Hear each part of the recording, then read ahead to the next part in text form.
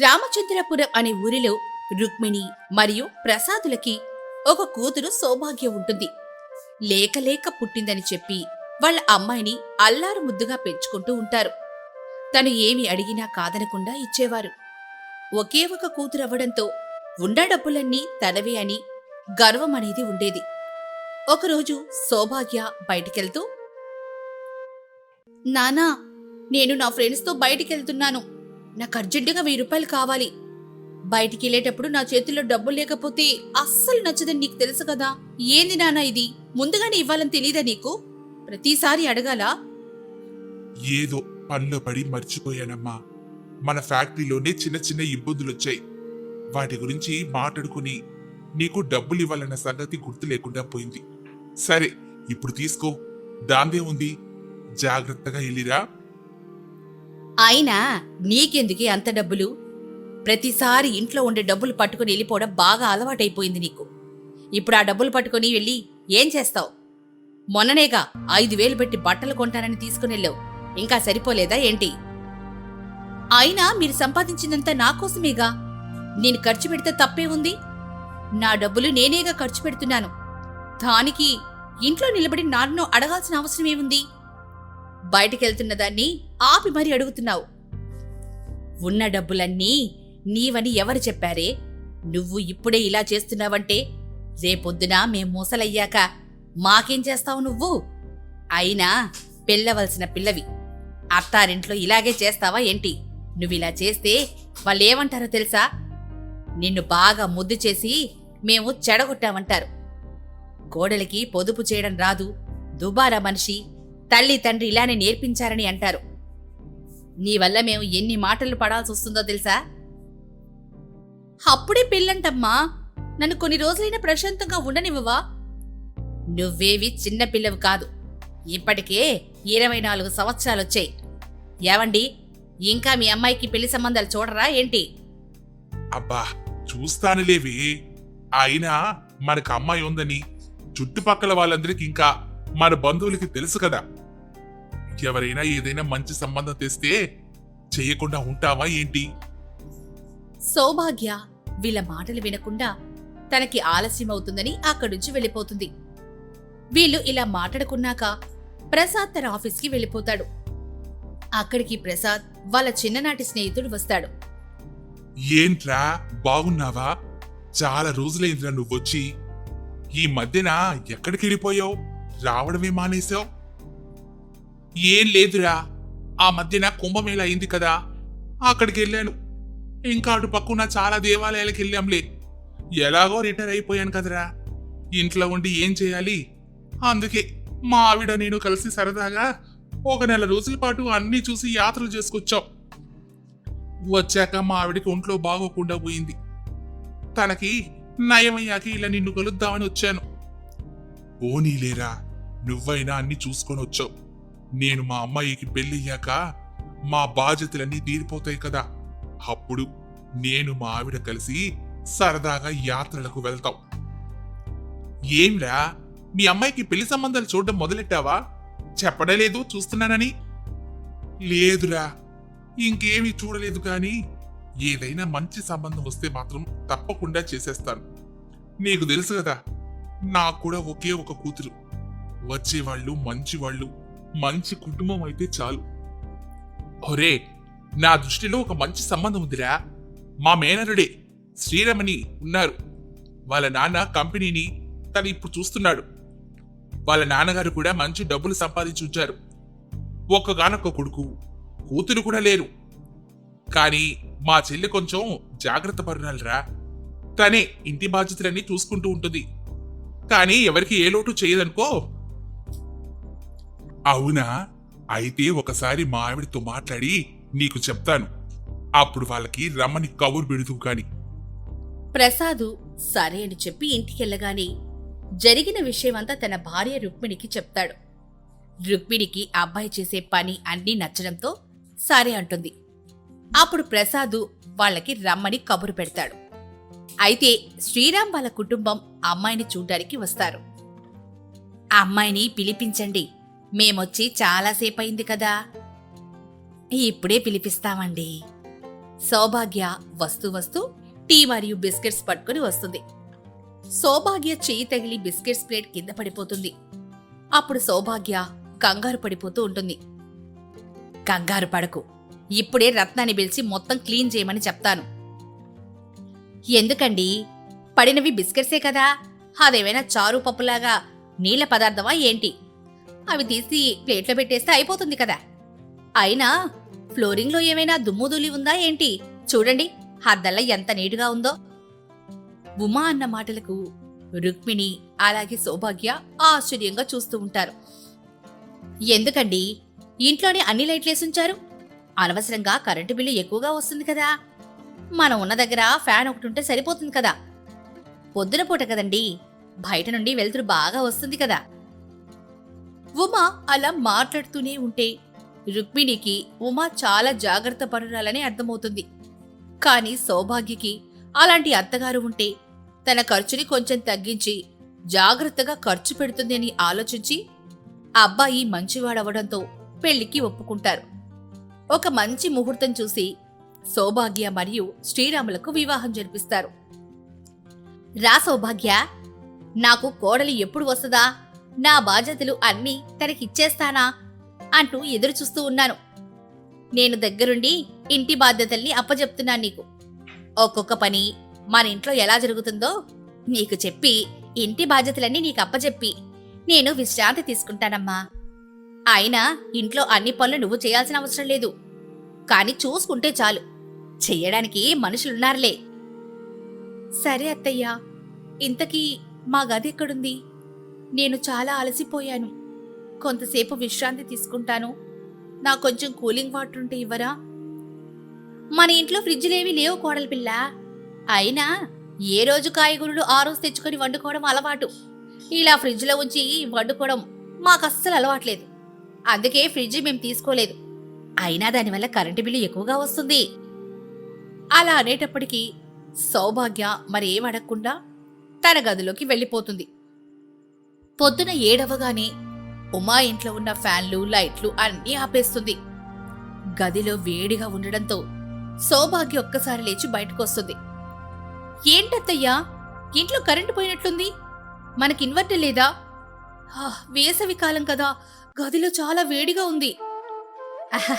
అది కాదు కోడలా, రాత్రంతా అన్ని ఫ్యాన్లు లైట్లు వెలిగి ఉన్నాయి కదా, కొంతసేపు అయినా వాటికి విశ్రాంతి ఇవ్వకపోతే ఎలా? అందుకే రోజు పొద్దున్నే 7 అయ్యేటప్పటికి అన్ని ఫ్యాన్లు లైట్లు ఆపేస్తావు. ఇది మాకు బాగా అలవాటు పడిన పద్ధతి. సౌభాగ్య మరేమనకుండా ఫ్రెష్ అయ్యి టిఫిన్ తినడానికి వస్తుంది. టిఫిన్లు ఒక చిన్న 2 ఇడ్లీలు పెడుతుంది. పక్కన కొంచెం చట్నీ వేస్తుంది. ఏంటత్తయ్యా, ఇంత కొంచెం పెడుతున్నారు? మనం బయటకెళ్ళి కష్టపడం కదమ్మా, ఇంట్లోనే ఉంటాము, మనకెందుకమ్మా ఎనర్జీ? ఈ 2 ఇడ్లీలు మనకు సరిపోతాయిలే, నేను కూడా ఇలాగే తింటూ ఉంటాను. సౌభాగ్యకి చాలా కోపం వచ్చేస్తుంది. శ్రీరామ్ ఇంటికి రాగానే కోపంతో తన గదిలోకెళ్ళి, నేను మా ఫ్రెండ్స్తో బయటకెళ్దామని అనుకుంటున్నాను, నాకు అర్జెంటుగా డబ్బులు కావాలి. దాందే ఉంది, వెళ్ళి అమ్మని అడుగు, ఇంట్లో అన్ని డబ్బులు మేనేజ్మెంట్ అమ్మే చూసుకుంటుంది. ఉమా దగ్గరికి వెళ్ళి అడగగానే, ఎందుకమ్మా అంత డబ్బులు?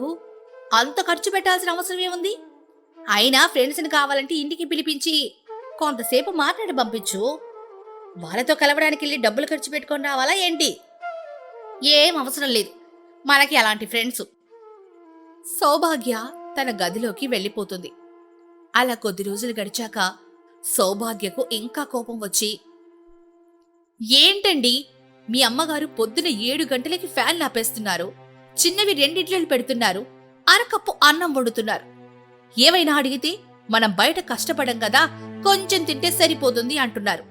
ఇలా అయితే నేనుండలేనండి. నాకు చిన్నప్పటి నుంచి నచ్చింది తినడం, నచ్చినట్టు ఉండడం అలవాటైపోయింది.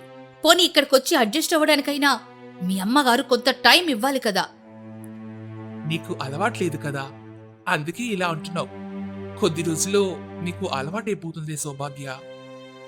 వీళ్ళకి ఇలా కాదు, వీళ్ళ మార్గంలోనే వెళ్ళి నేను పడే బాధని అర్థమయ్యేటట్టుగా చెప్పాలి. అప్పుడు ఇంట్లో అందరూ పడుకున్నాక సౌభాగ్య వెళ్లి మధ్యరాత్రిలో అందరు గదిలో ఫ్యాన్లు లైట్లు ఆపేస్తుంది. అసలే ఎండాకాలం అవడంతో గదిలో వేడి తట్టుకోలేక బయటకొచ్చేస్తారు. అబ్బా, ఎందుకు కోడలా ఫ్యాన్లు ఆపేశావు?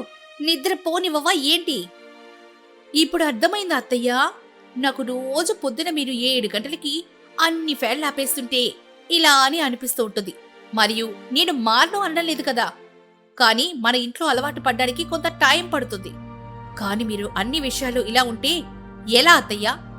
జాగ్రత్తగా ఉండడం మంచిదే, కానీ ఇంట్లో ఉన్న సౌకర్యాలన్నీ వదిలేసి ఇంట్లో ఉన్న మనుషుల్ని ఇబ్బంది పెట్టే జాగ్రత్తగా చేయాల్సిన అవసరం లేదత్తయ్యా.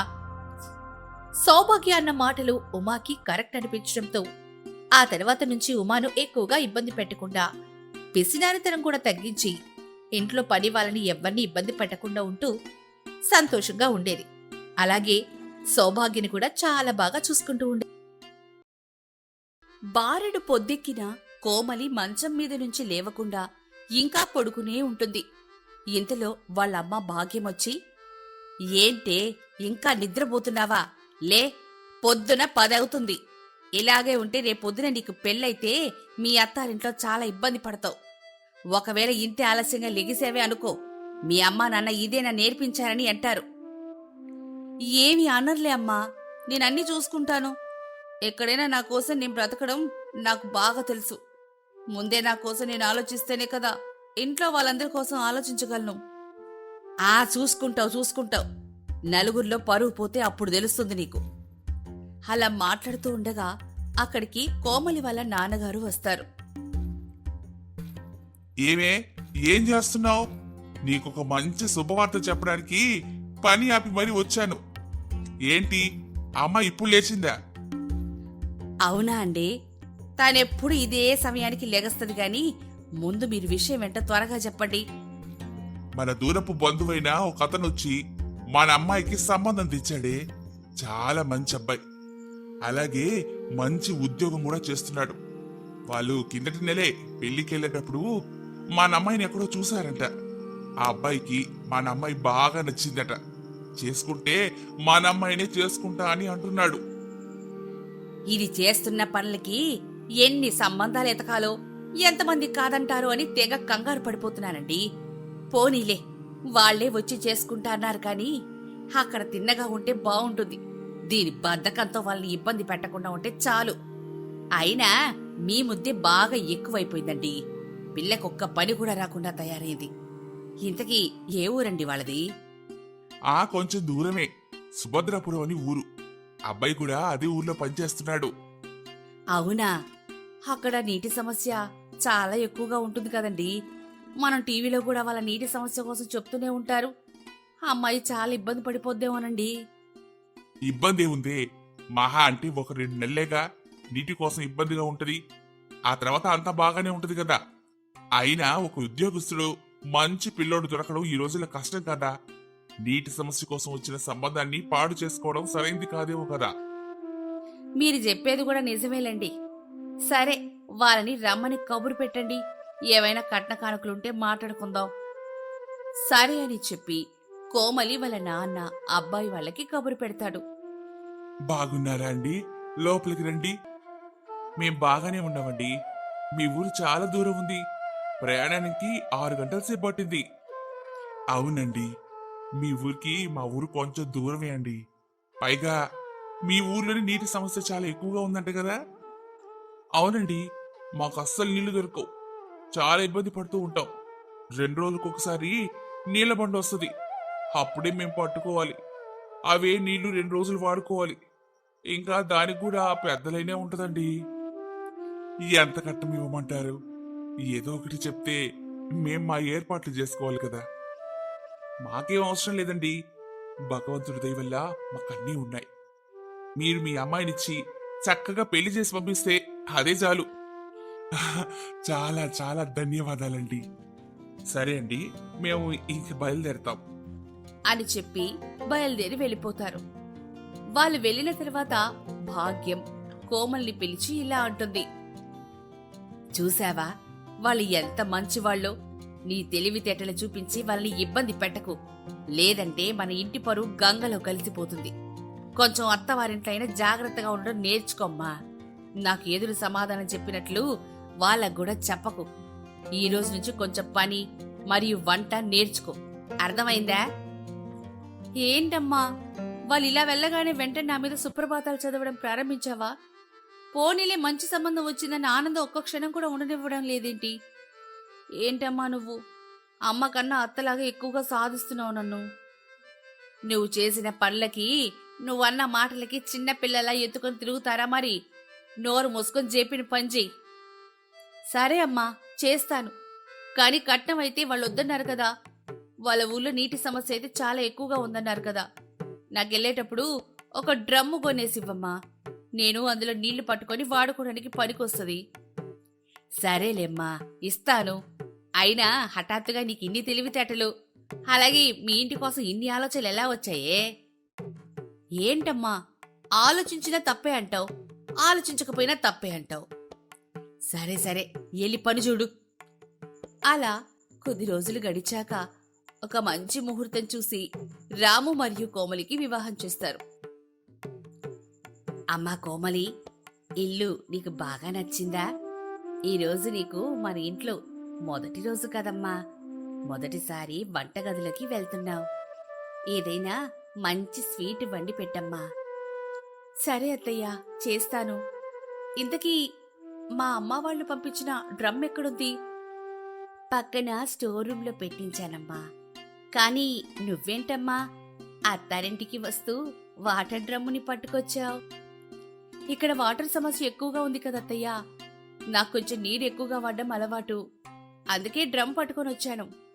వాటర్ వచ్చేటప్పుడు దాన్ని నింపుగా పట్టేసుకుంటాను. మన ఇంట్లో డ్రమ్ములున్నాయి కదమ్మా, సరిపోతాయి. అయినా వాటర్ పెట్టడానికి మీ ఇంటి నుంచి డ్రమ్ తీసుకొని రావాలా ఇంత ప్రయాణం చేసి? రత్నం, ఈరోజు కొలాయి వచ్చింది, రా నీళ్లు పట్టుకుందాం, లేకపోతే మళ్ళీ అయిపోతాయి. రత్నం తొందరగా వెళ్లి నీళ్లు పట్టడం మొదలు పెడుతుంది.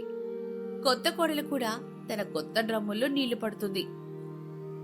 అమ్మయ్యా, డ్రమ్ము నింపుగా నీళ్లు దొరికాయి నాకు. 2 రోజుల వరకు నీటి సమస్య ఉండదు. స్నానం చేయడం అలవాటు కదా. అలా ఒక రోజు గడిచాక ఇంట్లో చుట్టాలు ఉండడం వల్ల నీళ్ళన్నీ అయిపోతాయి. సుబ్రహ్మణ్యమేమో, అయ్యో నీళ్ళైపోయాయి, ఇప్పుడెలా? మరలా రేపటి వరకు నీళ్లు రావు. ఈ రోజంతా ఎలా గడుస్తుంది? పోనీ పక్కింటి వాళ్ళకెళ్ళి అడగనా రత్నం? ఏం అవసరం లేదండి. కోడలు కూడా డ్రమ్ము నింపుగా నీళ్లు పట్టింది కదా, అందులో మనం వాడుకుందాంలేండి. ఈ విషయం విని కోమలి, అత్తయ్య గారు, నేను నా కన్నవారింటి నుంచి ఈ డ్రమ్ ఎందుకు తెచ్చానో తెలుసా? నాకు నీళ్లు వాడకం ఎక్కువ. ఈ డ్రమ్ములో ఉన్న నీళ్ళన్నీ నావి, నేను పట్టుకున్నాను. ఇది ఎవరు వాడినా నాకు అస్సలు నచ్చదు. ఈ డ్రమ్ములో నీళ్లు కేవలం నా కోసమే వాడతాను. మీకు కావాలంటే వేరే ఏదైనా ఏర్పాటు చేసుకోండి. అదేంటమ్మా అలా అంటావు? మనందరం ఒకే ఇంట్లో ఉంటున్నాము. కలిసిమెలిసి అన్ని పనులు సర్దుకుంటూ వెళ్ళిపోవాలని నీది నాది అనుకుంటే ఎలా అమ్మా? రత్నం మరెందుకులే ఈ పిల్లతో గొడవ అని కాముగా ఉండిపోయి సాయంత్రం కొడుకొచ్చాక చెప్తుంది. ఏంట్రా, మీ ఆవిడ అప్పుడే నాది నీది అంటోంది. వచ్చిన 2వ రోజే ఇలా మాట్లాడడం ఎంతవరకు సరైంది? నువ్వైనా చెప్పు.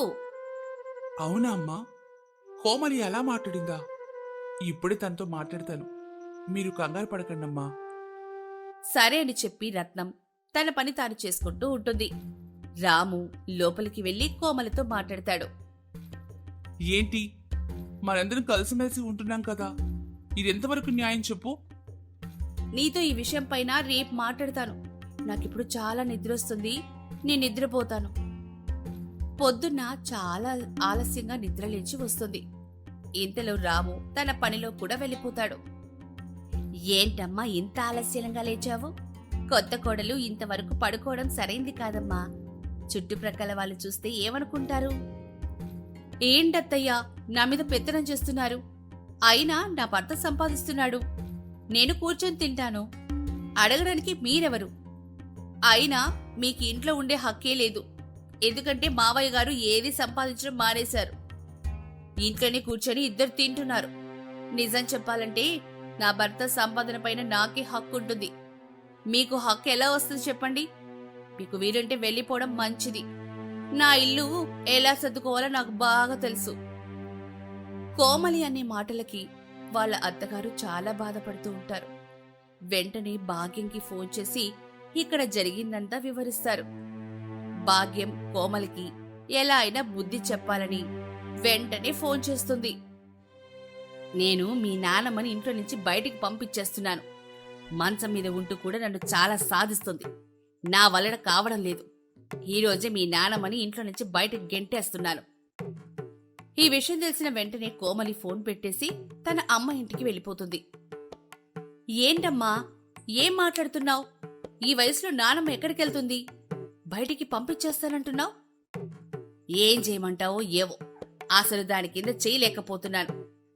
అయినా నా భర్త తెచ్చింది నేను తింటాను గాని ఆవిడికి పెట్టాలని ఎక్కడైనా రాసుందా ఏంటి? అయినా నీకు మా అందరి మీద పెత్తనం ఎక్కువైపోతుంది. ప్రతిసారి మా మీద అరుస్తూనే ఉంటావు. అయినా నువ్వు మధ్యలో వచ్చావు. కావాలంటే నువ్వే వెళ్ళిపో. మా నాన్నమ్మ మా నాన్న ఇక్కడే ఉంటారు. వాళ్లకు ఈ ఇంటి మీద హక్కుంది, నీకైతే లేదు కదా.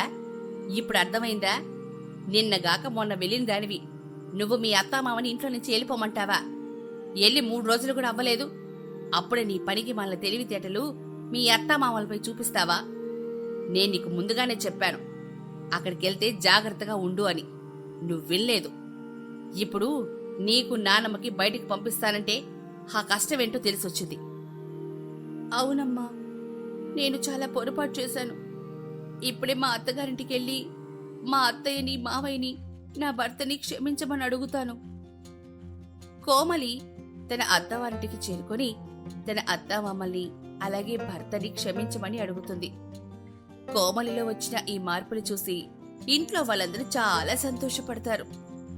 అలా వాళ్ళు ఈ ఎండాకాలంలో నీటి కష్టాలు పడుతూనే అందరితో కలిసిమెలిసి సంతోషంగా సరదాగా ఉంటారు.